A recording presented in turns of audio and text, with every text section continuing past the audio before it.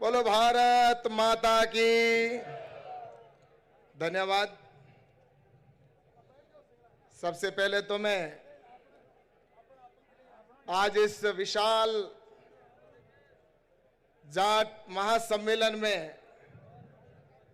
उपस्थित हमारे मंच पर बैठे सभी अतिथिगण और सभी संत वृंद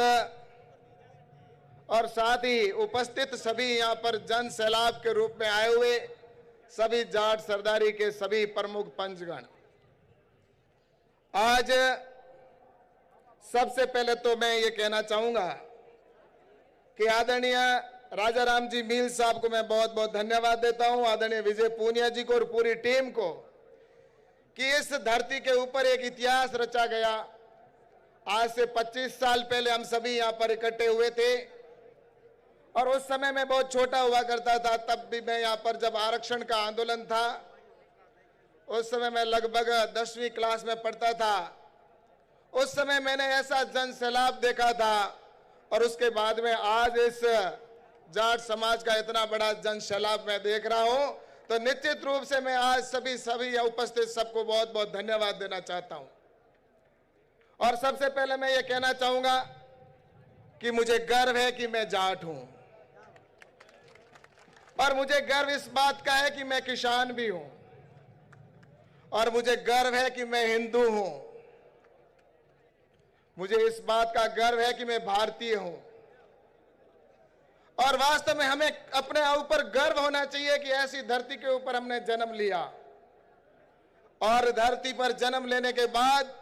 हमने इस देश के अंदर और इस दुनिया के अंदर दिखा दिया अपने इतिहास के अंदर अपने पूर्वजों ने, क्योंकि जाट का मतलब जो होता है वो साहस होता है। उन्होंने पराक्रम करके दिखाया। जब आवश्यकता पड़ी देश के ऊपर तो देश के लिए बलिदान देना भी अगर किसी ने किया तो इस किसान कौम ने करने का काम किया। आज इस देश के अंदर आप सब जानते हैं और हम सब जानते हैं कि आज जब अगर कोई देखता है कि किसी देश के बॉर्डर के ऊपर अगर कोई रक्षा करने के लिए खड़ा है तो वहां पर भी हमारा जाट दिखाई देता है। और अगर कोई खेल के मैदान में गोल्ड मेडल लेकर आता है वह दिखता है तो उसमें भी नाम आता है तो जाट के और किसान के बेटे का नाम होता है, तब प्रत्येक व्यक्ति को गर्व से सीना चौड़ा हो जाता है। और आज यहाँ पर मैं आप सबसे ये जरूर कहना चाहूंगा कि हम जब समाज का आज पूरे देश के अंदर जाट समाज का और किसान कौम का जो नाम है और सम्मान है और जो एक प्रतिष्ठा है, उस प्रतिष्ठा को हमें आगे आने वाले समय के अंदर जो हमारे पूर्वज हमें देके गए वह प्रतिष्ठा हमें आगे तक कायम रखने की अगर किसी पर जिम्मेवारी है तो यहाँ बैठे सभी हमारे कौम के सभी युवाओं के ऊपर और कौम में बैठे सभी साथियों के ऊपर है। और मैं आप सबसे कहना चाहता हूं कि मैं जब युवा की बात करता हूं तो मैं आप सभी से कहना चाहता हूं कि आज हम लगातार आगे बढ़ रहे हैं। शिक्षा के क्षेत्र के अंदर हो चाहे प्रशासनिक क्षेत्र के अंदर हो, लगातार मैं देखता हूं कि अपने किसान कौम के बेटे आगे बढ़ रहे हैं। लेकिन जब मैं कहीं न कहीं मुझे लगता है कि दूसरी तरफ जब देखते हैं कि एक तरफ हमारे युवा संस्कारवान होकर आगे बढ़ते हैं, आज यहाँ पर तेजा फाउंडेशन के माध्यम से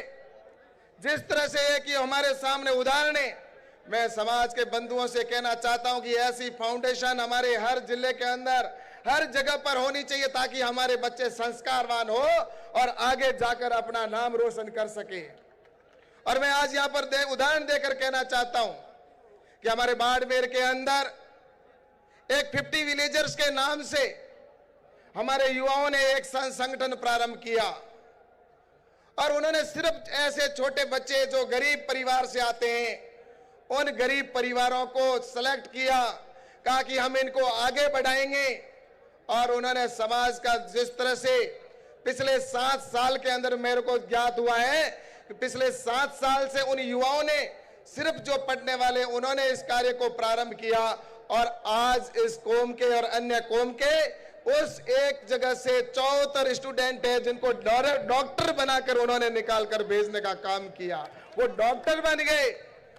और समाज का जहां तक पता चला कि उन्होंने कहा कि समाज से हमें 1.5 करोड़ की पिछले 7 साल में सहायता मिली, लेकिन यही डॉक्टर और यही आगे बढ़कर उन्होंने समाज का नाम रोशन करने का काम किया। ऐसी संस्थाओं को हम आने वाले समय में किस तरह से हमें सपोर्ट करें ताकि हमारे युवा है, हमारा देश का भविष्य वो आगे बढ़ सके।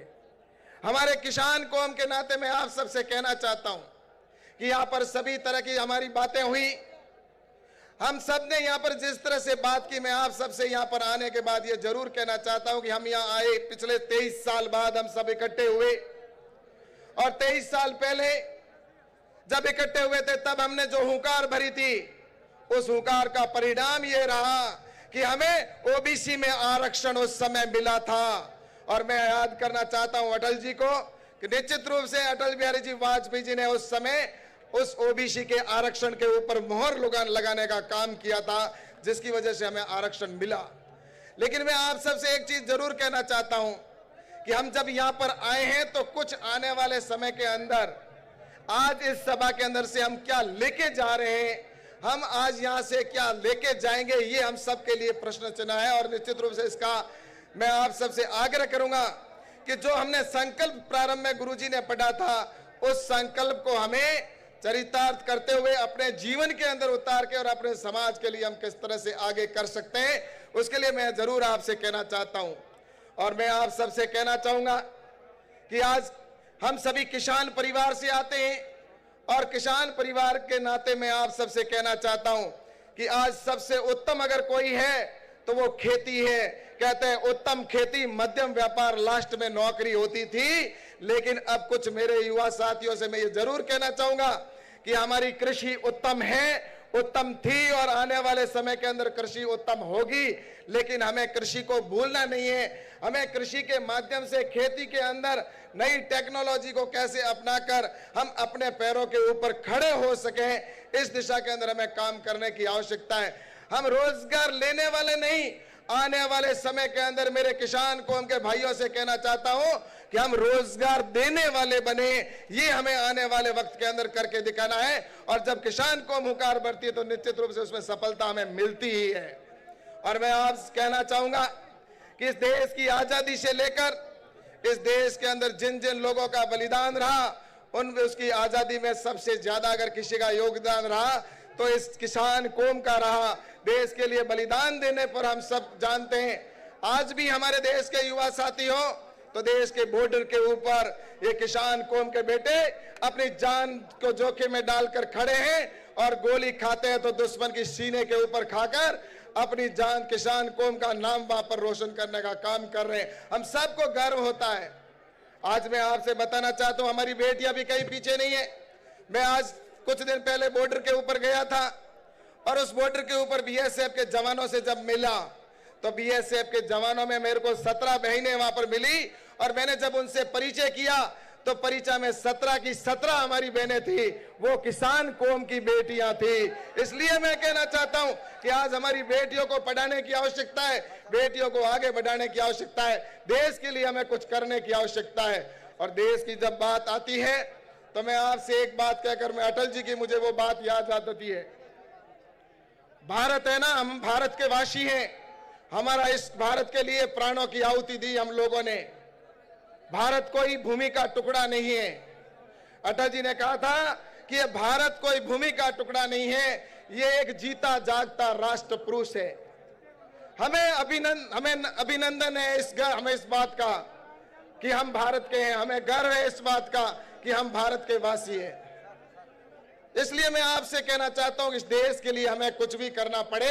तो हमें हर समय तैयार रहना चाहिए। और किसान कौम के नाते मैं आपसे आग्रह करूंगा, 2 मिनट का मेरे पास समय का जो मुझे दिया है, तो मैं निश्चित रूप से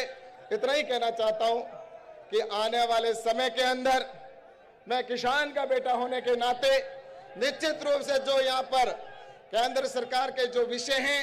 उन विषयों को लेकर निश्चित रूप से मैं बात करूंगा। और किसान कौम के लिए मैं भारत ये कह सकता हूं कि अगर मेरे प्राणों की आहुति देनी पड़ी तो भी मैं निश्चित रूप से देने के लिए तैयार हूं, क्योंकि मैं किसान का बेटा हूं, और किसान के नाते निश्चित रूप से हम सबका यह दायित्व बनता है। आप सबको मैं बहुत बहुत शुभकामना देता हूं। इस मेले के अंदर जितने भी आज लाखों की संख्या में जो आए उन सबको मेरी ओर से बहुत बहुत धन्यवाद, बहुत बहुत शुभकामना। जय हिंद, जय भारत।